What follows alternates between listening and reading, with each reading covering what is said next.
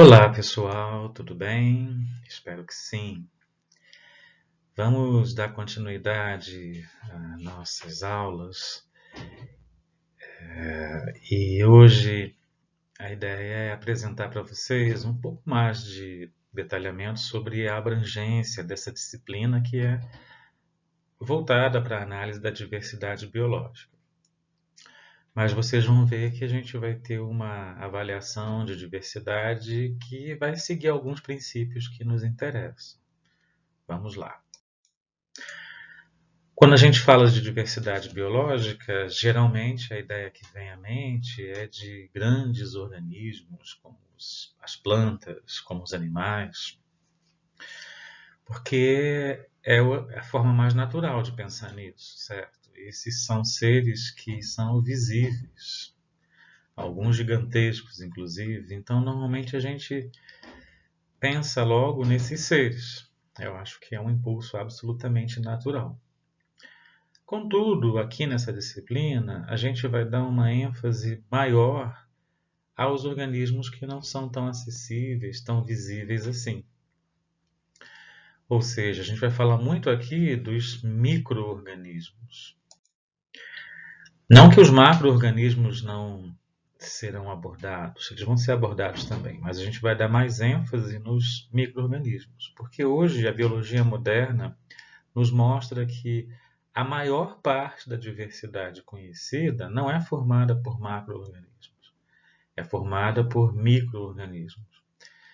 Então aqui nós vamos, digamos, alinhavar essas ideias, mostrar para vocês de onde vem esse conteúdo e, inclusive, como as nossas concepções sobre a diversidade, como elas foram mudando ao longo do tempo.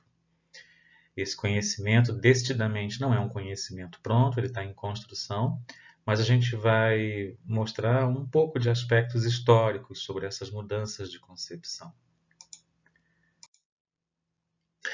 Eu comentei que nós vamos trabalhar principalmente com organismos de pequenas dimensões e, em particular, nós vamos falar muito dos protistas.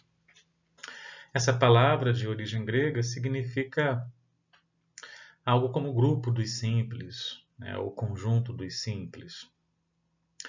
E isso se refere aos organismos eucarióticos. Protistas são eucariontes, ou seja, são seres que apresentam células com núcleo delimitado e organelas especializadas. Mas esses organismos são simples se forem comparados com algumas outras linhagens mais complexas. Que linhagens mais complexas eu estou falando? Plantas, animais e fungos. Outras linhagens eucarióticas que são marcadamente formadas por seres com corpos complexos. Então, isso é sempre uma questão de análise relativa. Muito bem. Protistas, então, são eucariontes simples, sejam eles algas, sejam eles protozoários, sejam eles pseudofungos. Eu acabei de citar 3 possibilidades de protistas. De onde vem essa diferenciação? Essa diferenciação vem da nutrição desses seres e da complexidade dos seus corpos. Vamos lá. O que é um protozoário? O protozoário é um protista unicelular, heterotrófico e que incorpora partículas na sua alimentação. Protozoários como o stentor, que se encontra no centro dessa imagem e é esverdeado, é um bom exemplo de protozoário. Lá no topo, à direita, vocês veem Leishmania, um protozoário que é parasita, ele causa uma doença chamada leishmaniose. Então, são organismos necessariamente unicelulares com corpos extremamente simples. Mas uma alga também é um organismo eucariótico simples. Contudo, uma alga necessariamente faz fotossíntese. Então, esses organismos apresentam uma nutrição autotrófica. Além disso, existem algumas algas que desenvolveram ao longo da evolução a capacidade de apresentar corpos multicelulares. em protozoários, nós não temos jamais corpos multicelulares. Essa é uma feição que a gente encontra em algumas algas. E por fim, nós temos os pseudofungos também, que são protistas, que têm um aspecto que lembra muito o aspecto de corpos de fungos. Os pseudofungos são predominantemente multicelulares, com corpos com sequências de células que são alongadas, que nós chamamos de filamentos. Eles são muito semelhantes fisicamente aos fungos, ocorrem em ambientes onde nós encontramos fungos também, mas eles não são fungos, por isso o pseudofungo. Comparados aos fungos, os corpos dos pseudofungos são mais simples. Notem que são sempre comparações e isso torna relativa essa noção de simplicidade e complexidade. Os pseudofungos têm outras diferenças em relação aos fungos, com relação a aspectos genéticos e químicos, mas vamos deixar isso para um outro momento, para a gente não exagerar na dose nesses nossos primeiros passos na disciplina. Essa diversidade estonteante que nós vamos abordar, ela precisa também ser analisada do ponto de vista de grandes transformações que ocorreram ao longo do tempo. Em biologia existe um processo, um conjunto de processos muito especial e complexo que nós chamamos de endossimbiose. Foi através da endossimbiose que algumas organelas foram adquiridas e houve grandes saltos na diversificação dos seres vivos. Vamos dedicar 2 aulas a esse tema complexo, abstrato, é verdade, mas muito importante para a gente poder entender a diversidade dos eucariontes, principalmente. E os eucariontes, na classificação moderna dos seres vivos, eles estão distribuídos em 5 grandes linhagens, são grandes grupos de seres vivos, e nós vamos utilizar essa classificação, que foi proposta em 2012. Nós não usaremos aqui a classificação que é mais familiar de todos vocês, a classificação dos 5 reinos, que foi proposta em 1969, por um botânico americano chamado Whittaker. Essa classificação ela não é mais considerada válida em biologia, e a gente também vai explicar por que no momento adequado. Mas simplificando a questão, os reinos de Whittaker não são grupos válidos do ponto de vista biológico. Eles não contemplam aspectos de parentesco real entre os seres vivos, então eles não são grupos considerados válidos. Essa classificação de 2012 ela vai na direção exatamente de abordar os grupos naturais, com todos os seus componentes sendo reunidos numa mesma linhagem. E nós, então, reconhecemos 5 grandes linhagens, que nós vamos chamar de supergrupos: Ophistoconta, Mebozoa, Escavata, Arqueplastida e Sar. E nós vamos abordar grande grupo a grande grupo, numa ordem que é a chamada ordem filogenética, desde os mais primitivos aos mais derivados. Primitivo em biologia é o que chegou primeiro, não necessariamente mais simples, embora geralmente os que chegam primeiro sejam simples. E derivado é o que chega mais tardiamente na evolução. O supergrupo Ophistoconta vai ser o primeiro a ser abordado. Aqui estão os animais, aqui estão fungos e estão também protozoários como os coanoflagelados.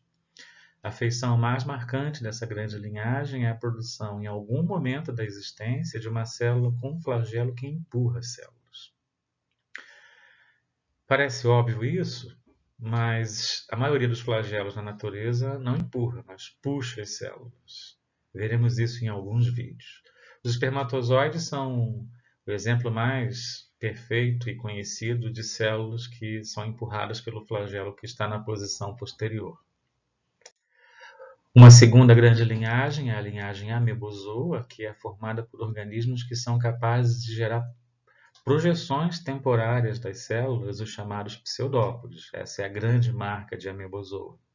Não é uma linhagem grande, mas existem seres muito interessantes nesse grande grupo e a gente vai se divertir um bocado falando sobre eles. Escavata é um terceiro grande grupo de seres que nós vamos abordar. Eles são marcados principalmente pela existência de uma espécie de depressão nas células. O nome escavata vem dessa depressão, as células têm esse aspecto escavado. Nem sempre nas formas modernas de escavata essa depressão ela é bem visível, como naquele organismo que está lá no topo à esquerda, Andalucia incarcerata. Mas ela está presente, sim, em muitos representantes modernos. Em alguns dos modernos representantes de escavata, essa feição foi perdida devido a mudanças evolutivas quanto à alimentação, habitat. Então, isso nos faz entender por que esse facus verde, fotossintético, que está à esquerda, embaixo, pertence à escavata. E também por que a célula que está ao lado do facus, que é um tricomanossoma, no meio das células sanguíneas, essas células que são mais alongadas e roseadas, também fazem parte de escavata. São parasitas. Teremos também o estudo dos membros de Arqueplastida. É um grande grupo formado principalmente por algas. Plantas fazem parte dessa grande linhagem também, mas elas não vão ser abordadas nessa disciplina. Aqui em Arqueplastida nós temos predominantemente organismos que são autotróficos e muito coloridos. Vai ser o trecho em que a gente vai ter mais cores aqui na disciplina. E nós teremos também, mais para o final desse curso, dessa disciplina, o estudo de SAR, que é uma sigla. É uma sigla para a junção de palavras como Stramenópilis, alveolata e risária. Fiquem calmos com esses nomes estranhos, já já eles vão ficar familiares. SAR é uma linhagem muito diversificada, tem como representantes algas, inclusive algas de grande porte, algas pequenas, muitos protozoários diversificados, os pseudofungos estão nessa linhagem. Então nós temos aqui uma mistura estonteantemente grande, né, de possibilidades. Vai ficar para o final. SAR é considerado o supergrupo mais derivado nessa nossa classificação. Repito, fiquem calmos, esses termos vão ficar familiares já já. Eu gostaria de oferecer esse livro já pronto, 100% pronto para vocês. É um livro que eu venho escrevendo há alguns anos, mas ele não está terminado. E ele só vai ser publicado daqui a pelo menos um ano, quando as coisas estiverem, digamos, voltando para o seu novo normal. Mas eu vou adiantar para vocês uns trechos desse livro em arquivos independentes, e isso vai ajudar muito nos nossos estudos. Então eu vou oferecer para vocês uns fragmentos dessa obra que só vai existir formalmente no ano que vem. Vai ser uma das nossas principais fontes de estudo. Outra fonte que vai ser útil é esse livro também de minha autoria, esse sim publicado em 2013. Eu vou criar uma versão não idêntica da publicação, isso nem é possível, nem é permitido pela editora, mas eu vou preparar uma versão que tenha a maior parte dos conteúdos desse livro. E isso vai ser disponibilizado para vocês estudarem. No mais, procurem manter em dia as nossas tarefas, tá? Sugiro que vocês revejam essa aula, se nem tudo tiver ficado claro para vocês, e consultem os materiais de apoio que estão na nossa plataforma. No nosso próximo encontro, melhor dizendo, vamos abordar mais conceitos básicos de diversidade biológica e vamos começar a abordar as ferramentas que nós utilizamos para fazer o estudo da diversidade biológica. Então é isso, pessoal. Mãos à obra, estudem, mantenham tudo em dia e vamos em frente na nossa disciplina. Tchau e até a próxima.